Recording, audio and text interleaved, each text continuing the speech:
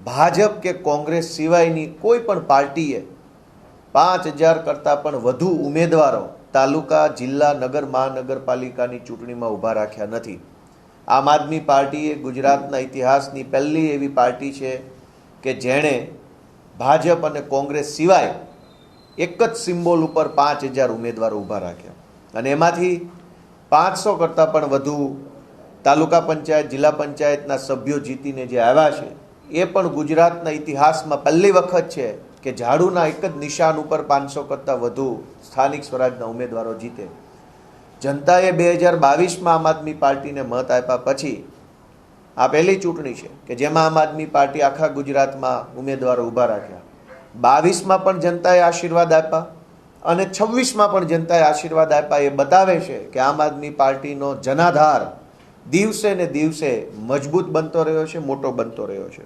અને એટલે જનતાની આશા, જનતાનો વિશ્વાસ અને જનતા જે ઈચ્છે છે એ કામ, એ લક્ષ્ય પૂરું કરવા માટે થઈ અને આમ આદમી પાર્ટીની એક મંથન મિટિંગ મળી હતી, સમીક્ષા બેઠક મળી હતી. એમાં પ્રદેશભરના અમારા હોદ્દેદારો આવ્યા હતા અને આખા દિવસની મનોમંથન મિટિંગ થયા બાદ પ્રદેશ કક્ષાના સૌ આગેવાનો ભેગા મળી અને મિશન 2027 કે કેવી રીતે 2027માં આમ આદમી પાર્ટીની સરકાર બનાવવાનું લક્ષ્ય મેળવી શકાય એ માટે થઈ અને માનનીય ગોપાલ રાય સાહેબના માર્ગદર્શન હેઠળ, માનનીય ઈશુદાનભાઈ ગઢવી અને માનનીય મનોજભાઈ સોરઠિયાના નેતૃત્વ હેઠળ એક નવી સંગઠનની ટીમ રચવામાં આવી છે.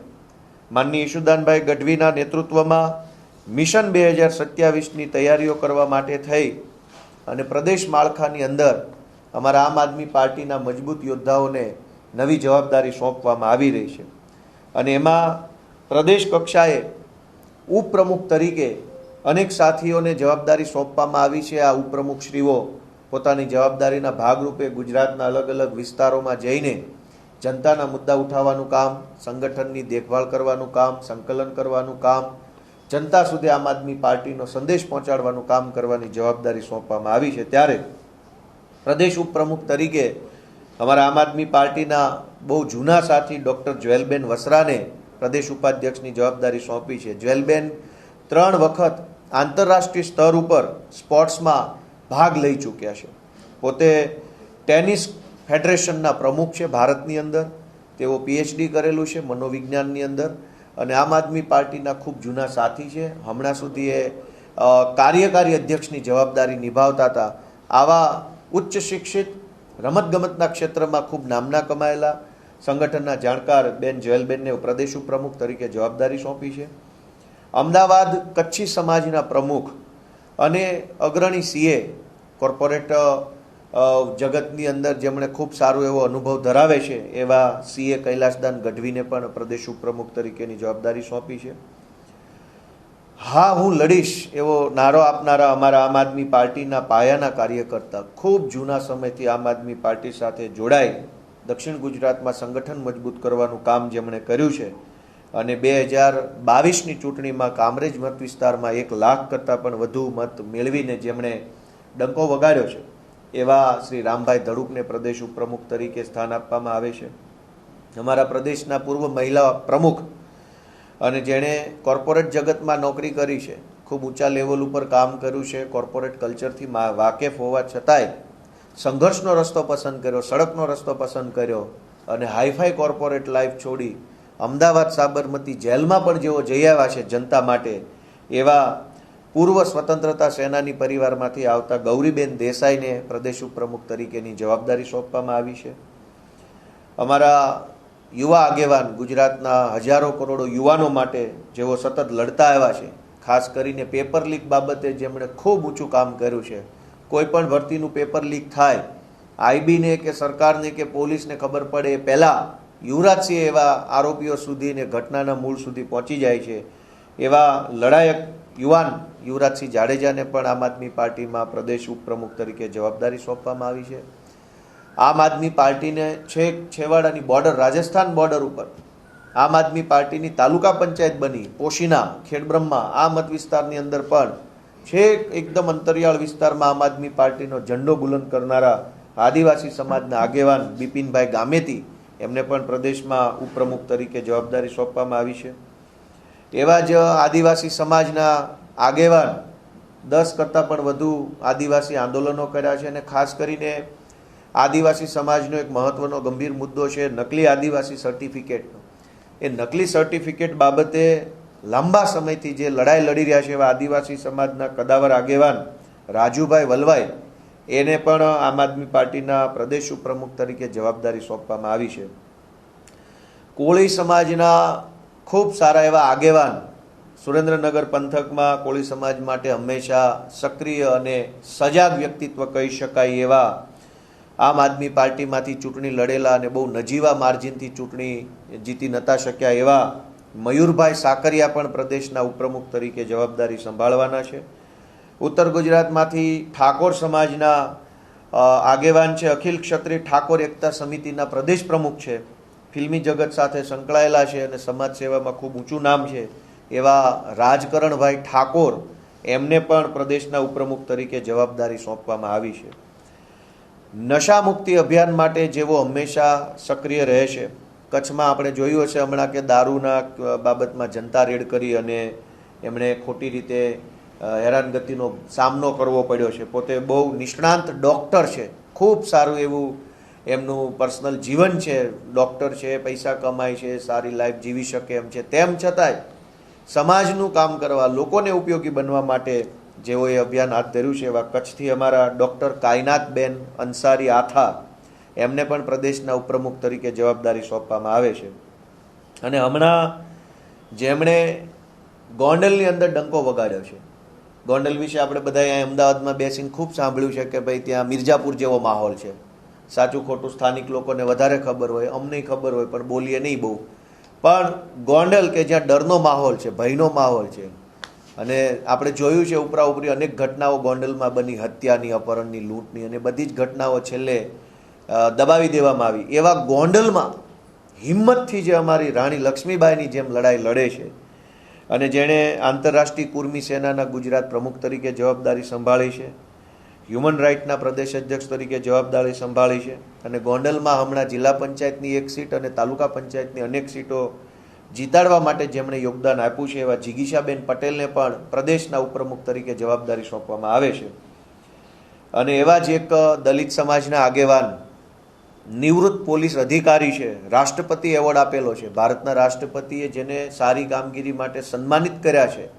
8 જેટલા બાંગ્લાદેશી અને એક પાકિસ્તાની વ્યક્તિને ભારતમાંથી પકડી અને ડિપોર્ટ કરાવવામાં જેણે ખૂબ સારી ભૂમિકા ભજવી છે એવા પોલીસ અધિકારી જયંતિભાઈ પ્રણામી, જેઓ આપણે અરવલ્લી સાબરકાંઠા તરફના વતની છે, એમને પણ પ્રદેશના ઉપપ્રમુખ તરીકે જવાબદારી સોંપવામાં આવે છે. તો ઈશુદાનભાઈ ગઢવીના નેતૃત્વમાં અને મનોજભાઈ સોરઠિયાના માર્ગદર્શન હેઠળ આ સંગઠનની નવી ટીમમાં જેમને ઉપપ્રમુખ તરીકે જવાબદારી મળી છે એમને હું ખૂબ ખૂબ શુભેચ્છાઓ પાઠવું છું. આ સિવાય અમારા આમ આદમી પાર્ટીના લગભગ સ્થાપના વખતના સભ્ય, જ્યારે આમ આદમી પાર્ટી બની ત્યારથી આમ આદમી પાર્ટી સાથે જોડાઈને એક વોરિયર તરીકે સતત આમ આદમી પાર્ટીની પડખે ઊભા રહ્યા છે. નાનામાં નાના કાર્યકર્તાની કાળજી રાખે, નાનામાં નાના કામની અંદર રસ લઈને ફોકસ કરીને કામ કરે અને તમામ જગ્યાએ પોતાનું સર્વસ્વ સમર્પિત ભાવથી આમ આદમી પાર્ટીમાં કામ કરે છે એવા અમારા યુવાન સાથી અનુપભાઈ શર્મા, એમને પ્રદેશના મંત્રી તરીકેની જવાબદારી સોંપવામાં આવે છે. આ સિવાય આમ આદમી પાર્ટીના જે મોરચો છે, અલગ અલગ મોરચાઓ છે, એની અંદર પણ અમારા સાથીઓની નિમણૂક કરવામાં આવી છે. પ્રદેશના મહિલા મોરચાના અધ્યક્ષ તરીકે અમારા આમ આદમી પાર્ટીના સૌથી લોકપ્રિય મહિલા નેતા, જેમણે સુરત મહાનગરપાલિકામાં વિરોધ પક્ષના નેતા તરીકે પણ જવાબદારી સંભાળી છે, ખૂબ સરસ આક્રમક એમની લડાઈ છે, જનતા માટે હંમેશા તેઓ લડતા આવ્યા છે એવા પાયલબેન સાકરિયાને પ્રદેશ મહિલા મોરચાના પ્રમુખ તરીકે જવાબદારી સોંપી છે. અને અમારા સદાબહાર લોકપ્રિય, હંમેશા યુવાનો જેની વાત સાંભળવા માટે આતુર હોય એવા કોળી સમાજના આગેવાન અને આમ તો ફિલ્મી દુનિયામાં પણ કામ કરે છે એવા બ્રિજરાજભાઈ સોલંકી, એને યુવા મોરચાના પ્રમુખ તરીકે જવાબદારી સોંપવામાં આવી છે. અશાપ આમ આદમી પાર્ટીની છાત્ર વિંગ, વિદ્યાર્થી મોરચો જે છે એના પ્રદેશના પ્રમુખ તરીકે ભાઈ શ્રી ધાર્મિકભાઈ માથુકિયાને જવાબદારી સોંપવામાં આવી છે. અને ત્યાર પછી બહુ જ મહત્ત્વની જવાબદારી સંગઠનની પણ છે. અને આ વખતે ગુજરાતમાં 14 જેટલા ઝોનની અંદર સંગઠનને ગોઠવવામાં આવ્યું છે. 14 અલગ અલગ પ્રકારના ઝોન સંગઠનની દ્રષ્ટિએ પાડવામાં આવ્યા છે. અને 14 ઝોનની અંદર અમારા ખૂબ જ અનુભવી, આવડતવાળા, સંયમી, રાજનીતિમાં જેની અંદર કોઠાસૂઝ હોય એવા મહત્ત્વના અમારા સાથીઓ છે. અને સંગઠન મંત્રી, પ્રદેશના સંગઠન મંત્રી તરીકે જવાબદારી સોંપી છે. અમારા આમ આદમી પાર્ટીના ખૂબ જ સૌને ગમતા એવા મીડિયા સંકલનનું કામ સંભાળતા અને પ્રદેશના મુખ્ય પ્રવક્તા ડૉક્ટર કરણ બારોટ, એણે જે રીતે સારી કામગીરી કરી છે આમ આદમી પાર્ટીમાં, જે કામ સોંપ્યું હોય એ કામ સવાયું વધારે કામ કરીને આવે એવી એની આવડતને ધ્યાને લેતા આમ આદમી પાર્ટી દ્વારા એમને પ્રદેશના સંગઠન મંત્રી તરીકે હવે સંગઠનની જવાબદારી ડૉક્ટર કરણ બારોટને સોંપવામાં આવી છે. તેઓ અમદાવાદ પૂર્વ અને અમદાવાદ પશ્ચિમ લોકસભાના સંગઠનની જવાબદારી સંભાળવાના છે. જેઓ 3 પેઢીથી રાજનીતિમાં છે અને અમારા સુરેન્દ્રનગરના આગેવાન છે, એમના દાદાજી નહેરુ સાહેબ સાથે એ વખતની સરકારોમાં કામ કરતા હતા. એમના પિતાજી સરકારમાં મંત્રી હતા, એ પોતે નગરપાલિકાના પ્રમુખ રહી ચૂક્યા છે. એવા 3 પેઢીથી રાજનીતિનો જે અનુભવ ધરાવે છે એવા સુરેન્દ્રનગરથી અમારા વિક્રમભાઈ દવે, એમને પણ પ્રદેશ સંગઠન મંત્રી તરીકે ગાંધીનગર અને સુરેન્દ્રનગર લોકસભાના સંગઠનની જવાબદારી સોંપી છે. અમારા ક્ષત્રિય સમાજના આગેવાન અને ખૂબ સરસ રીતે જેણે આણંદ અને ખેડા પંથકની અંદર આમ આદમી પાર્ટીને મજબૂત બનાવવાનું કામ હાથ ધર્યું છે એવા લડાયક નેતા કરણી સેનામાં પણ જેઓ પોતાની જવાબદારી બજાવી રહ્યા છે એવા સંજયસિંહ રાજ, એમણે આણંદ અને ખેડા લોકસભાની સંગઠનની જવાબદારી સંગઠન મંત્રી તરીકે સોંપી છે. સુરતની અંદર કોર્પોરેટર તરીકે જેમણે 5 વર્ષ ખૂબ શ્રેષ્ઠ કામ કર્યું છે અને જનતાની અંદર પોતાની છબી એક ઊભી કરી છે એવા મહેશભાઈ અણઘણને વડોદરા લોકસભાનું સંગઠનનું કામ સોંપી અને સંગઠન મંત્રી પ્રદેશ તરીકે જવાબદારી સોંપી છે. આદિવાસી સમાજના આગેવાન અને સરપંચ એસોસિએશનના પ્રમુખ તરીકે જેઓ જવાબદારી સંભાળી ચૂક્યા છે એવા નિરંજનભાઈ વસાવા, એમને પ્રદેશ સંગઠન મંત્રી તરીકે છોટાઉદેપુર અને ભરૂચ લોકસભાની જવાબદારી સોંપી છે. એવા જ અમારા SBI બેંકના પૂર્વ મેનેજર, ખૂબ ઉચ્ચ શિક્ષિત અને ખૂબ સંઘર્ષશીલ પરિવારમાંથી આવતા આદિવાસી સમાજના આગેવાન ભાઈ શ્રી બાબુભાઈ ડામોરને દાહોદ અને પંચમહાલ લોકસભાના સંગઠનની જવાબદારી સોંપવામાં આવી છે. અને એવા જ અમારા ક્ષત્રિય ઠાકોર સમાજના આગેવાન પાટણથી પ્રભાતસિંહ સોલંકી, એમને બનાસકાંઠા અને પાટણની જવાબદારી સોંપવામાં આવે છે. પ્રભાતસિંહ સોલંકી ક્ષત્રિય ઠાકોર સમાજ માટે ખૂબ જ સક્રિય વ્યક્તિ છે, ખૂબ સમાજ માટે કામ કરે છે, મહેનત કરે છે, સમાજનું જાગૃતિ કરવાનું કામ કરે છે. એવા પ્રભાતસિંહ સોલંકીને પ્રદેશ સંગઠન મંત્રી તરીકે જવાબદારી સોંપી છે. એવા જ અમારા ક્ષત્રિય સમાજના અન્ય આગેવાન છે જયદીપસિંહ બાલુસિંહ ચૌહાણ, તેઓ વ્યવસાય શિક્ષક છે અને શિક્ષક તરીકે ખૂબ શ્રેષ્ઠ કામગીરી તેઓ બાળકોને ભણાવવામાં કરી રહ્યા છે. સાથે સાથે સંગઠનનું પણ એમની પાસે ખૂબ ઊંડું નોલેજ હોવાથી એમને પ્રદેશ સંગઠન મંત્રી તરીકે મહેસાણા અને સાબરકાંઠા લોકસભાની જવાબદારી સોંપી છે. ત્યારબાદ સુરત મહાનગરપાલિકાના વિપક્ષના પૂર્વ નેતા અને હાલમાં જેઓ સુરતમાં કોર્પોરેશનની ચૂંટણી જીત્યા છે અને અમારા આમ આદમી પાર્ટીના ખૂબ જૂના સાથી છે એવા ધર્મેશભાઈ ભંડેરીને આમ આદમી પાર્ટીના પ્રદેશ સંગઠન મંત્રી તરીકે નવસારી અને સુરતની જવાબદારી સોંપવામાં આવે છે. અમારા આદિવાસી એકતા પરિષદની અંદર જેમણે ખૂબ સારી જવાબદારી નિભાવી છે અને આદિવાસી સમાજ માટે હંમેશા જેઓ સજાગ બની અને લડતા આવ્યા છે એવા કમલેશભાઈ પટેલને બારડોલી અને વલસાડ લોકસભાની સંગઠનની જવાબદારી સોંપવામાં આવે છે. અમરેલી અને ભાવનગર લોકસભા માટે થઈ અમારા નિકુંજભાઈ સાવલિયા, તેઓ પાટીદાર સમાજ સાથે સંકળાયેલા છે, ખોડલધામ સંસ્થા સાથે પણ જોડાઈને સારી એવી સેવા બજાવી રહ્યા છે. એવા નિકુંજભાઈ સાવલિયાને, તેઓ અમરેલીના પૂર્વ પ્રમુખ છે, પ્રદેશ શહેર જિલ્લા પ્રમુખ હતા અમરેલીમાં, હવે તેમને પ્રદેશ સંગઠન મંત્રી તરીકે જવાબદારી સોંપવામાં આવી છે. શ્રી રાજુભાઈ બોરખતરિયા, તેઓને પોરબંદર અને જુનાગઢ લોકસભાની જવાબદારી સાથે પ્રદેશ સંગઠન મંત્રી તરીકે જવાબદારી સોંપી છે. રાજુભાઈ એક શિક્ષક છે, ગામના સરપંચ તરીકે પણ જવાબદારી સંભાળી ચૂક્યા છે, ખૂબ રાજકીય રીતે પરિપક્વ અને અનુભવી વ્યક્તિ છે અને પોતે શાળા સાથે સંકળાયેલા વ્યક્તિ હોવાના કારણે જનસંપર્ક ખૂબ એમનો વિશાળ છે. આ સિવાય અમારા આહિર સમાજમાંથી આવતા અજીતભાઈ લોખીલ રાજકોટના છે, પોતે ઉદ્યોગપતિ છે, વેપારી છે. સમાજના તમામ સમાજને સાથે રાખી અને ચાલવાની એમની એક કુશળ આવડત છે. એવા અજીતભાઈ લોખીલને પ્રદેશ સંગઠન મંત્રી તરીકે જામનગર અને રાજકોટ લોકસભાની જવાબદારી સોંપવામાં આવે છે. અને અમારા ખૂબ અનુભવી પીઠ રાજનીતિના જાણકાર એવા ડૉક્ટર કિરીટસિંહ મનુભા રાણા હળવદના છે.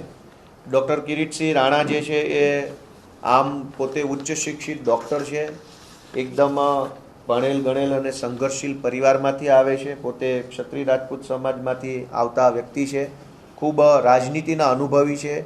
એ ડૉક્ટર કિરીટસિંહ રાણાને કચ્છ જિલ્લાની કચ્છ લોકસભાની સંગઠનની જવાબદારી સાથે પ્રદેશમાં સંગઠન મંત્રી તરીકે જવાબદારી સોંપવામાં આવે છે. આમ પ્રદેશના ઉપપ્રમુખ તરીકે, પ્રદેશ સંગઠન મંત્રી તરીકે, અન્ય મોરચાઓમાં મહિલા મોરચા, યુવા મોરચાના પ્રદેશ પ્રમુખ તરીકે અમારા અલગ અલગ સાથી મિત્રોને જવાબદારી સોંપી માનનીય ઈશુદાનભાઈ ગઢવીના નેતૃત્વમાં સંગઠનના મહામંત્રી તરીકે મનોજભાઈ સોરઠિયાના માર્ગદર્શન હેઠળ આ આખી ટીમ ખૂબ મજબૂતીથી કામ કરી અને 2027માં જનતાની સરકાર બનાવવાનું લક્ષ્ય સાકાર કરે એવી હું શુભેચ્છાઓ પાઠવું છું.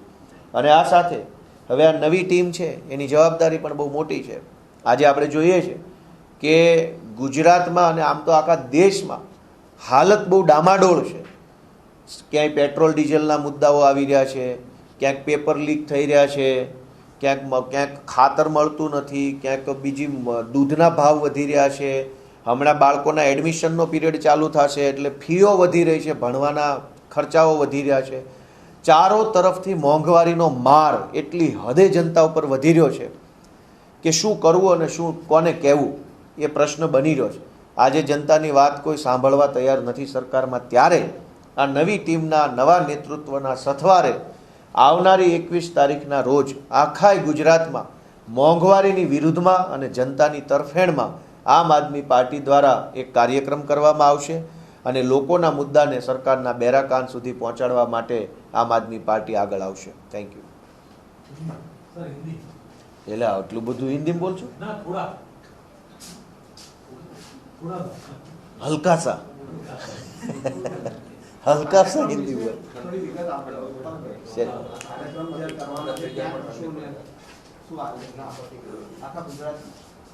બધા જિલ્લામાં